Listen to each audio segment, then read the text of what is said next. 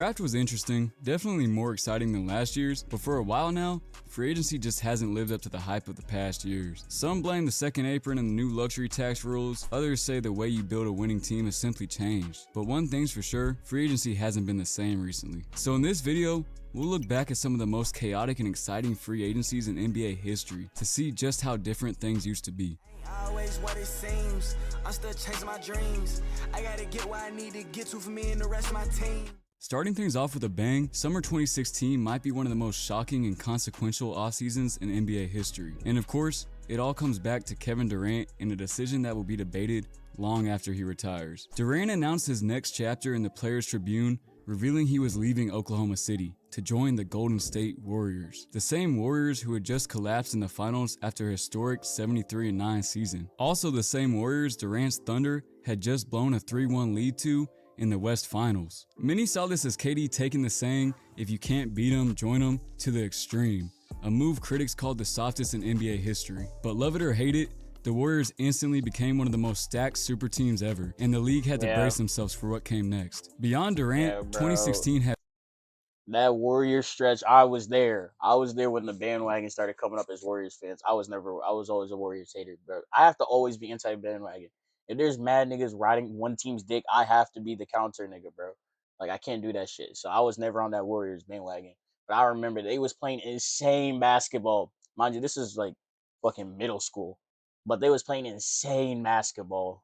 had plenty of chaos. Al Horford left Atlanta to join Boston's Rising Core, a move that aside from a brief departure, paid off for a whole decade. Dwayne Wade also shocked the world by leaving Miami for Chicago, a decision that made more sense once we learned about his rift with Pat Riley. Even though it was short-lived, it felt surreal to see Wade in anything but a Heat jersey. And then there were the infamous overpays, the ones that make fans cringe to this day. Chandler Parsons receiving 4 years, $94 million, Timothy Mozgov getting 4 years, $64 million. This is something you rarely see in today's NBA. Teams have become way more disciplined, and probably for a good reason. But part of me misses it, even if the fans of teams handing out those contracts definitely don't. Overall, this offseason will always be remembered for the KD move and 2 championships that followed it. But it also set the tone for how powerful free agency could be when the right star made the right move.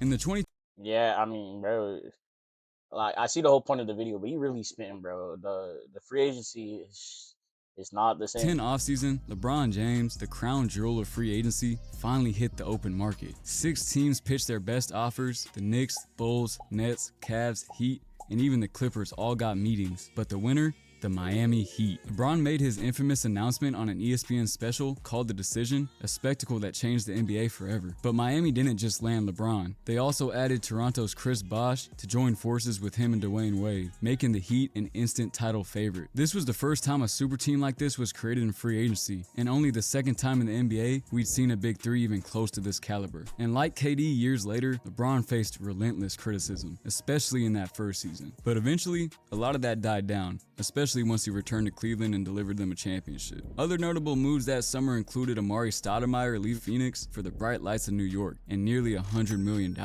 This was a move the Knicks hoped would help lure LeBron to the city, but obviously that didn't pan out. Carlos Boozer also left the Jazz in a sign-and trade that sent him to Chicago, along with a shiny new $80 million contract. Again, another move made in the hopes of attracting LeBron. Clearly, the entire 2010 offseason revolved around one guy, and rightfully so, because his decision didn't just create headlines, it led to 4 straight finals appearances and 2 championships for Miami. 2010 officially marked the beginning of the Heatles, and it changed the way players viewed their power in free agency.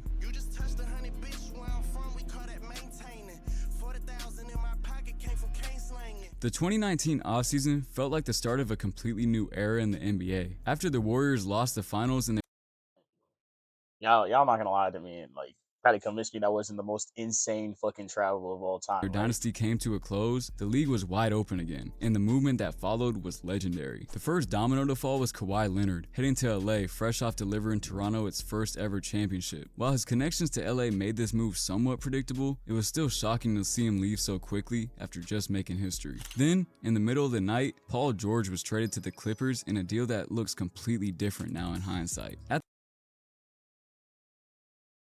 I already know the context of this one, and it includes my glorious king, but I'm gonna let him say it. At the time, pairing PG and Kawhi seemed like a no-brainer, but now, years later, we see that the Clippers gave up a future MVP in Shai Gilgeous-Alexander, plus 5 first-round picks. Shai Gilgeous-Alexander. That's what I'm talking about. That's what I'm talking about. Okay, I'm sorry, but that's my goat, bro. Like y'all got a level with me. That's literally my king right there, bro. That's my favorite player in the entire NBA, bro. It's my bro. He got an elite bag, bro. He literally reminds me of Kobe so much. I love that shit.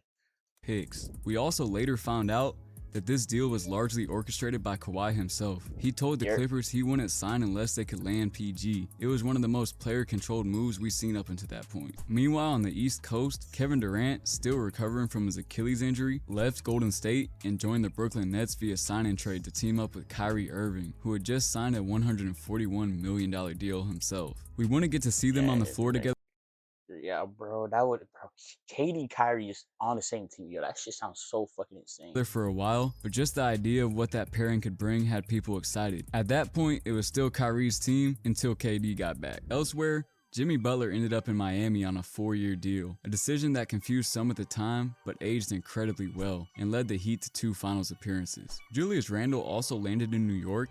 Mind you, that nigga Butler is on the Golden State now, so, you know, it's just absolute legend right there. And eventually blossomed into an all-star and helped bring playoff basketball back to the Knicks. Looking back, this might have been the last truly unforgettable offseason. So many teams made big moves, so many players took risks, and it really felt like the league shifted in just a few weeks. It reminded us how powerful and unpredictable free agency could be when everything lined up just right. No bullshit. This is why they added the second apron, isn't it? Like, I mean, see, but here's the problem with it. The second apron forces teams to move players because they can't afford them, right?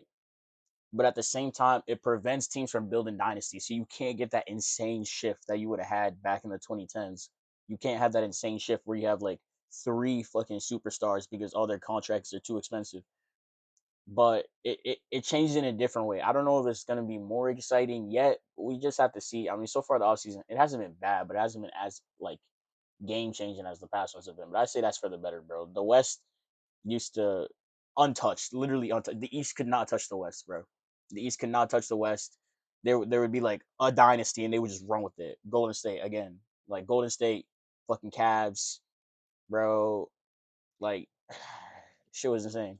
Since then, it honestly just hasn't been the same. Free agency used to be pure chaos in the best way possible. Every summer felt like it could completely shift the balance of the league. You'd refresh Twitter every 5 minutes waiting for the next Woj bomb or Shams tweet that would shake up the NBA. Now, it just feels like most major moves happen through trades or players re-sign before free agency even starts. And maybe that's just where the league is now. With the new CBA, the second apron, and all these luxury tax penalties, teams are more cautious, more strategic. Super teams aren't really being built through free agency anymore. But that doesn't mean we can't look back and appreciate how wild it used to be. Because for a stretch there, from 2010 to 2019, NBA free agency was absolutely elite. And if you weren't locked in, you really missed out on something special. I appreciate you if you're still watching this video. Yeah, in fact, I appreciate you if you're still watching this video. That's the end though, bro.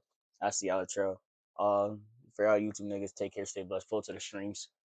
And that's gonna be it for the video.